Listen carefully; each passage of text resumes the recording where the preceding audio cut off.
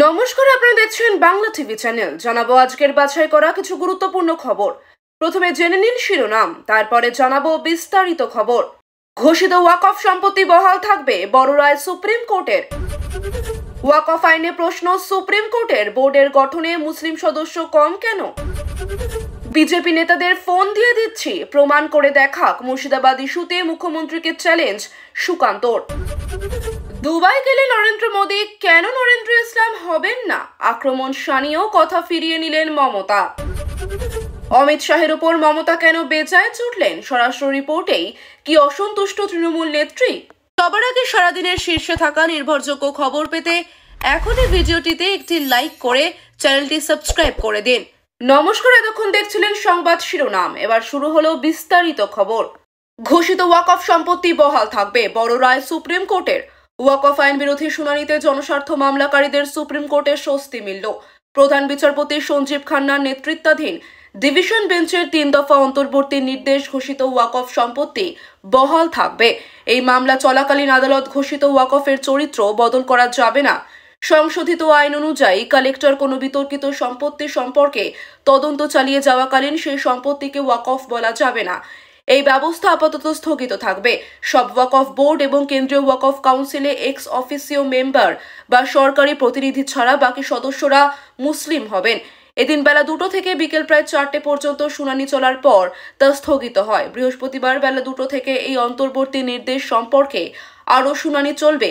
প্রধান বিচারপতি সঞ্জীব খান্না, বিচারপতি সঞ্জয় কুমার ও কেভি বিশ্বনাথনের ডিভিশন বেঞ্চে। এদিকে শুনানিতে যে প্রশ্নগুলি উঠেছে সেগুলি যথাক্রমে: 1.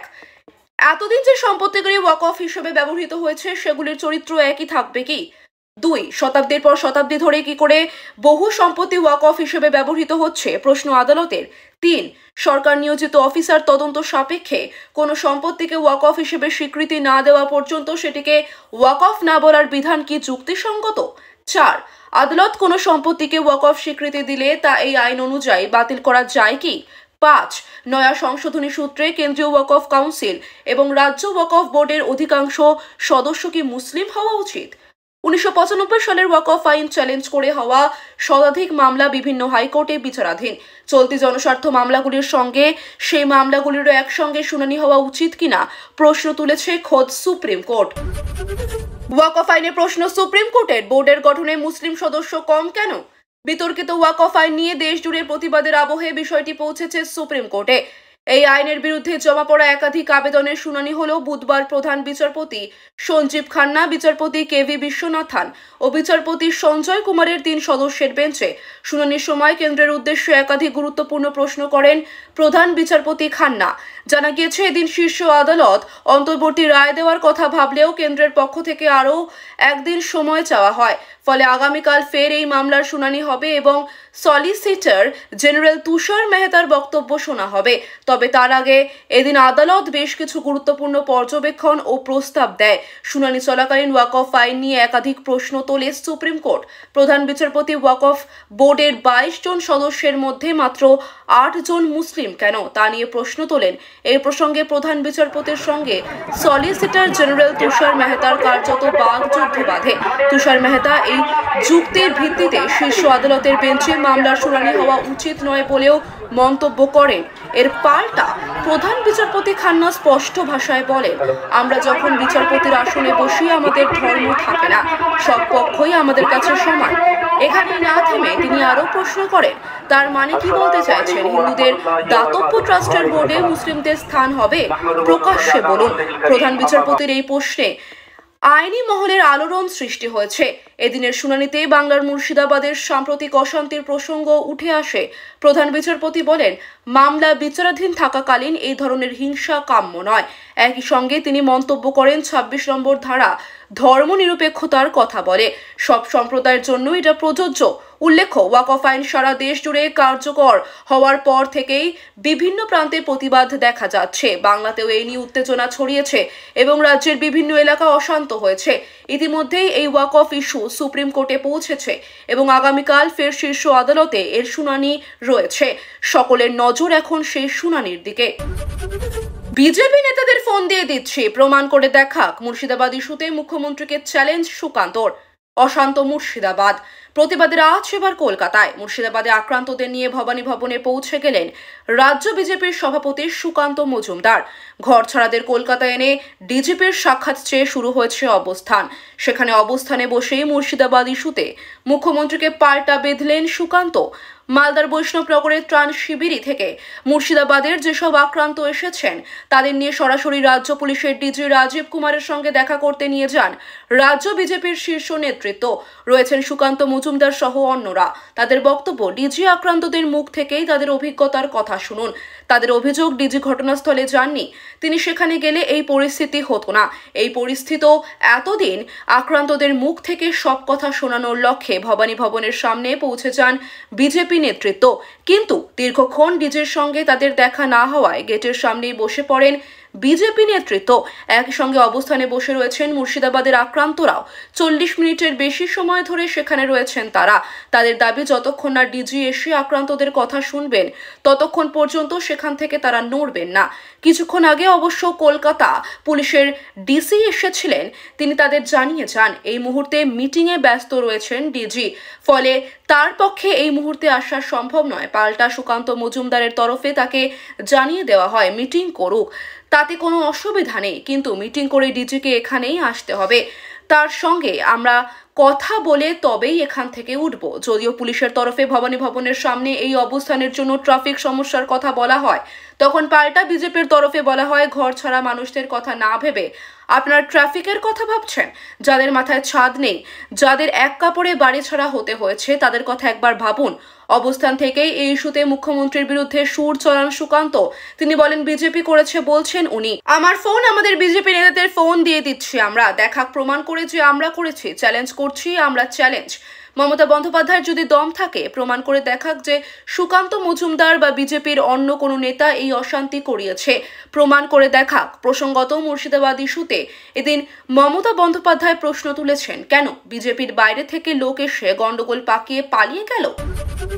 দুবাই গেলে নরেন্দ্র মোদী, কেন নরেন্দ্র ইসলাম হবেন না? আক্রমণ শানীয় কথা ফিরিয়ে নিলেন মমতা। ওয়াকফ ইস্যুতে নেতাজি ইন্ডোরে বৈঠক থেকে প্রধানমন্ত্রীকে বেনজির আক্রমণ মমতার। হিন্দুদের উৎসবে সবাই সামিল হন, মুসলিমদের উৎসবে অংশ নিলে দোষ কোথায়? প্রশ্ন তুলে মোদির উদ্দেশ্যে মমতা বলেন, সৌদি আরবে গিয়ে আপনি কোলাকুলি করলে তখন ভুল হয় না, তখন নরেন্দ্র মোদী কেন নরেন্দ্র ইসলাম হবেন না? আর মমতা গেলেই পদবি বদলে দেন। যদিও পর মুহূর্তেই নিজের বলা কথা প্রত্যাহার করে নেন মমতা, বলেন সৌজন্য বোধের কারণে আমার বলা নরেন্দ্র ইসলাম শব্দটি আমি প্রত্যাহার করে নিলাম। এদিন নেতাজি ইন্ডোর স্টেডিয়ামে ইমামদের সঙ্গে বৈঠকে স্টেজেই হিন্দু, মুসলিম, শিখ সম্প্রদায়ের প্রতিনিধিদের পাশে নিয়ে এক ফ্রেমে রেখে সর্বধর্ম সমন্বয়ের বার্তাও দিতে চাইলেন মমতা বন্দ্যোপাধ্যায়। প্রধানমন্ত্রীকে নিশানা করে মমতার আরও আক্রমণ, অমিত শাহকে কেউ চেনেন না, ওকেই চেনেন যাকে গুজরাটের দাঙ্গায় দেখা গিয়েছে। দাঙ্গা করতে করতে যারা ক্ষমতায় আসেন তারা কি করে বুঝবেন মানুষের রক্তের দাম অনেক বেশি? এরা বোঝে না, তাই ওদের বোঝাতে গেলে লড়াই করার শক্তি দিতে হয়।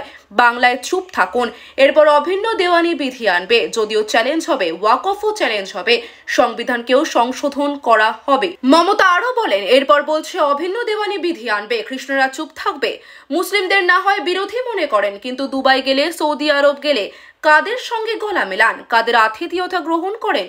অনেক হিন্দু ওয়াকফ সম্পত্তি দান করেছে, ওয়াকফ আইনে যা করেছে আমরা সমর্থন করিও নি, করবো না। চন্দ্রবাবু নাইডু, নীতিশ কুমার ক্ষমতার লোভে চুপ থেকেছেন। প্রধানমন্ত্রী ছাড়াও স্বরাষ্ট্রমন্ত্রী অমিত শাহকে আক্রমণ মমতার। অমিত শাহই দেশের সবচেয়ে ক্ষতি করেছেন বলেই বিস্ফোরক অভিযোগ মমতার। শাহকে নিয়ন্ত্রণ করতে প্রধানমন্ত্রী নরেন্দ্র মোদীকে পরামর্শ মমতার। এদিন যোগী আদিত্যনাথকেও আক্রমণ শানালেন মমতা। উত্তরপ্রদেশের সভা থেকে মুর্শিদাবাদের হিংসা নিয়ে মমতা বন্দ্যোপাধ্যায় নিশানা করেছিলেন সে রাজ্যের মুখ্যমন্ত্রী যোগী আদিত্যনাথ। এদিন পাল্টা আক্রমণ মমতারও। মমতা আরও বলেন, উত্তরপ্রদেশে শিক্ষকদের চাকরি গিয়েছে, যোগী সবচেয়ে বড় ভোগী, খালি বড় বড় কথা বলেন। মহাকুম্ভে কতজন মারা গেল সেই লিস্ট এখনো দেয়নি, শুধু মুখে বড় বড় কথা। কজনকে এনকাউন্টার করেছেন? উত্তরপ্রদেশে বিরোধীদের র্যালি করতে দেয় না, বাংলায় তবু স্বাধীনতা রয়েছে। সিপিআইএমও র্যালি করে। দিল্লিতে বাঙালি এলাকায় মাছ মাংস বন্ধ, এখানে এলে সব বন্ধ করে দেবে। কয়েকদিন শিক্ষকদের চাকরি নিয়ে খেললো, নিজেরাই চাকরি খেলো, আবার নিজেরাই বলছে মমতা ব্যানার্জি জবাব দাও। অমিত শাহের উপর মমতা কেন বেজায় চটলেন? স্বরাষ্ট্র রিপোর্টে কি অসন্তুষ্ট তৃণমূল নেত্রী? রাজ্যে সাম্প্রতিক অশান্তির পরিবেশ নিয়ে বুধবার কেন্দ্রীয় স্বরাষ্ট্রমন্ত্রী অমিত শাহকে তোপ দাগেন মুখ্যমন্ত্রী মমতা বন্দ্যোপাধ্যায়। নেতাজি ইন্ডোরে ইমাম মুয়াজ্জেম বুদ্ধিজীবীদের সভায় আমন্ত্রিত ছিলেন মুখ্যমন্ত্রী। সেই মঞ্চ থেকে সরাসরি শাহকে তাক করে তার কাজের লাগাম টানার দাবিও তোলেন তৃণমূল নেত্রী। লোকসভা ও বিধানসভা নির্বাচনের বাইরে কোনো সভায় এভাবে কেন্দ্রীয় মন্ত্রীকে নিশানা করতে বড় একটা দেখা যায় না মমতাকে। তাহলে এদিন হঠাৎ করে কেন নির্দিষ্ট করে শাহী মন্ত্রককে তাক করলেন মুখ্যমন্ত্রী? আসলে এর পেছনে রয়েছে কেন্দ্রীয় স্বরাষ্ট্র মন্ত্রকের একটি গোয়েন্দা রিপোর্ট, যে রিপোর্টে তৃণমূলের মদতে মুর্শিদাবাদে রক্তাক্ত হিংসা ছড়িয়েছে বলে উল্লেখ রয়েছে। আর তাতেই চটেছেন কট্টর বিজেপি বিরোধী মমতা। মুর্শিদাবাদের হিংসাশ্রয়ী ঘটনার পিছনে বাংলাদেশি দুষ্কৃতীদের হাত রয়েছে বলে প্রাথমিক তদন্তে জানতে পেরেছে কেন্দ্রীয় স্বরাষ্ট্র মন্ত্রক। গত 12 ও 13 এপ্রিল মুর্শিদাবাদের বিভিন্ন অংশে ওয়াকফ সংশোধনী আইনের প্রতিবাদে হিংসা ছড়িয়ে পড়ে, যাতে এখনো পর্যন্ত 3 জনের মৃত্যু হয়েছে। মঙ্গলবার কেন্দ্রীয় স্বরাষ্ট্র মন্ত্রক বাংলার পরিস্থিতি নিয়ে উদ্বেগ প্রকাশ করে বলে সূত্রে জানা গেছে, আগাম সতর্কতা হিসেবে বাংলাদেশ সীমান্তবর্তী 3 জেলায় অতিরিক্ত আধা সামরিক বাহিনী মোতায়েন করা হচ্ছে।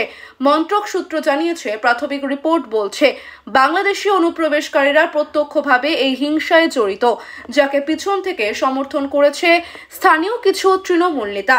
পরে যা তাদের নিয়ন্ত্রণের বাইরে চলে যায়। মন্ত্রকের ইঙ্গিত, এই ঘটনা কেবলমাত্র হিন্দুদের টার্গেট করে হয়েছে এবং এই কারণে ফের নতুন করে রাজ্যে বাংলাদেশি দুষ্কৃতীদের অনুপ্রবেশের সম্ভাবনা জোরালো হয়েছে। মূলত বাংলাদেশিদের তাণ্ডবে সাম্প্রদায়িক অশান্তি ছড়িয়েছে বলে বিশ্বাস অমিত শাহের মন্ত্রকের। সূত্রটি জানাচ্ছে, কেন্দ্রীয় মন্ত্রক মমতা বন্দ্যোপাধ্যায় সরকারের কাছে বিস্তারিত ব্যাখ্যা চেয়ে পাঠিয়েছে কিভাবে হিংসা ছড়ালো এবং কেনই বা রাজ্য সরকার সাধারণ মানুষের জানমালের রক্ষা করতে পারল না তা জানতে চাওয়া হয়েছে। এই ঘটনায় পুলিশের নিষ্ক্রিয়তা নিয়েও প্রশ্ন তুলেছে কেন্দ্র এবং রাজ্যের বক্তব্য জানাতে বলেছে। আর এতেই বেজায় চটে গিয়েছেন বাংলার মুখ্যমন্ত্রী। সে কারণেই বুধবার মুর্শিদাবাদে দাঙ্গা পরিস্থিতির জন্য সরাসরি বিজেপি তথা কেন্দ্রের সরকারকে দায়ী করেন মুখ্যমন্ত্রী মমতা বন্দ্যোপাধ্যায়। তার স্পষ্ট অভিযোগ, মুর্শিদাবাদের সম্প্রতি যে অসন্তোষ ও অশান্তির ঘটনা ঘটেছে তা পরিকল্পিত ঘটনা। বাংলাদেশ থেকে লোক ঢুকতে দিয়েছে বিএসএফ, বাইরে থেকে লোক এনেছে বিজেপি, তারাই অশান্তির আগুন জ্বলেছে। প্রধানমন্ত্রীর উদ্দেশ্যে তিনি বলেন, বাংলাদেশ থেকে লোক ঢুকবে কেন? মমতার কথায় সীমান্ত দেখে বিএসএফ, সীমান্ত সামলানোর অধিকার রাজ্য সরকারের নেই। কে ঢুকেছে কে বেরোচ্ছে রাজ্য সরকার জানতে পারে না। তবে মুখ্যমন্ত্রীর এদিন মূল নিশানা ছিলেন কেন্দ্রীয় স্বরাষ্ট্রমন্ত্রী অমিত শাহ। তার নাম না করে মুখ্যমন্ত্রী বলেন, স্বরাষ্ট্রমন্ত্রক কালিদাসের মতো হয়ে গিয়েছে, যে ডালে বসে আছে সেই ডাল কাটছে। আপনি তো প্রাইম মিনিস্টার কখনো হবেন না, মোদিজি চলে গেলে কি হবে? আপনাকে তো হামা করে দিতে হবে। মোদিজিকে বলবো ওনাকে একটু কন্ট্রোল করতে। সমস্ত এজেন্সিকে দিয়ে দিয়েছেন ওনার হাতে। মুর্শিদাবাদে যা ঘটেছে তা পুরোটাই পরিকল্পিত।